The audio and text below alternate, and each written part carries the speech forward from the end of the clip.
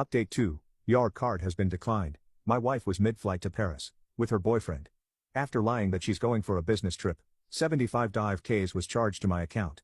So I froze it and watched the panic begin. Their dream trip, over. 5 minutes later, she got an email that made her turn pale instantly. I opened our shared airline account, fingers curling around the mouse as I scrolled through the details. There it was, stark and undeniable. 2 first-class tickets on an overnight flight. One was reserved for my wife, Olivia Carter. The other was for someone named Julien Dubois.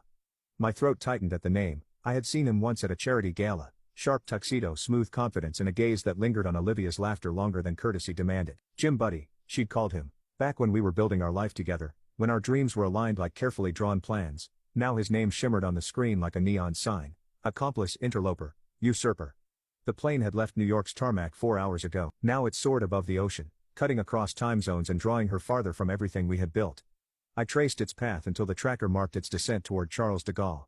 Her calculated deceit had a timetable, and I refused to let her script the ending. I opened a new tab and typed Air France customer service, prepared to confirm that once she reached Paris, she would find no easy way to continue this charade. But first I collected evidence.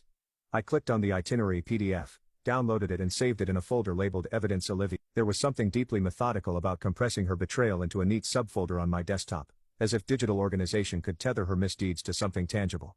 My phone buzzed with a bank notification. Your card has been locked due to suspicious activity. A small step, but I felt no triumph.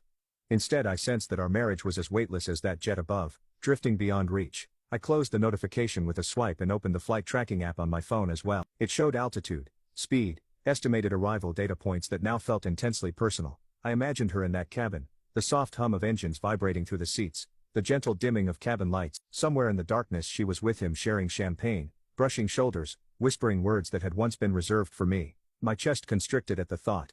I recalled the morning she left, the careful way she'd zipped her suitcase, the practiced kiss on my cheek. She'd called it business casual, a wink and a smile that disguised the truth. She promised to send photos of her meetings in the Loop, her voice bright despite the early hour. I'd wished her luck, watched her retrieve her briefcase before hugging her goodbye. Be safe, drive carefully. She laughed and told me not to worry. Now I understood drive carefully was never about roads. It was a misdirection leading away from this abyss.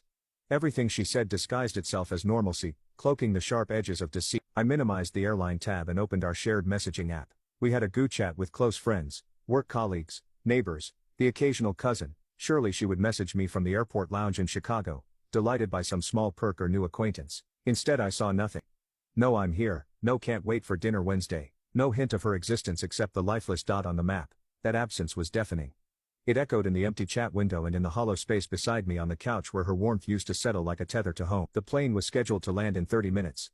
I pushed back from the desk and stood, pacing the length of the room, my shoes scuffed softly on the hardwood floor. I considered going to the office to distract myself with spreadsheets, presentations, meaningless meetings, but the thought of sitting among colleagues who believed I was oblivious felt unbearable. I needed to stand here, watch time press forward and mark every minute as another confirmation of her duplicity. Her altitude chart showed the curve of her path, climbing, descending, rising toward revelation. My phone buzzed again, this time with an in-flight entertainment suggestion from Air France's app. Explore Paris from 35,000. I opened it impulsively, browsing virtual tours of Montmartre and the Louvre, descriptions of golden facades and candlelit dinners at La Tour d'Art. The irony made my stomach churn. I could almost taste the wine they'd share, feel the plush upholstery beneath them as they laughed at someone else's joke. I closed the app, heart hammering, and muted the notification sound. I would feel enough of this soon. I didn't need to prolong. 45 minutes later, my phone dinged again with a location update. The dot had landed. The altitude read 0. I refreshed. I wanted to see what terminal she'd appear at, which exit she'd stride from. Would she check a bag, step into the throng of taxis? Would she fumble for her phone and realize her map no longer showed my home? Would she open a dating app to find him next to her? I watched spellbound as the map zoomed in, the pin dropping precisely at terminal. A text arrived from Olivia's number, but it appeared only as a blank message with an exclamation mark. I tapped to load and the message unfurled. Card declined. What's happening? I stared at it, the withdrawal of trust vibrating between us.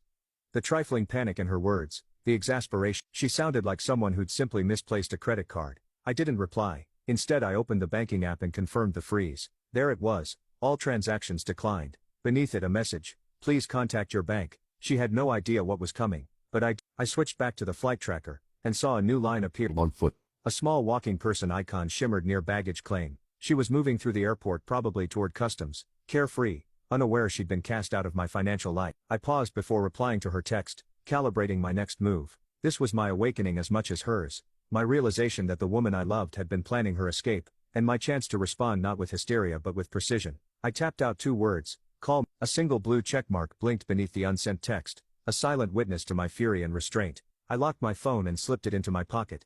The lights in the living room dimmed as clouds passed the unseen sun.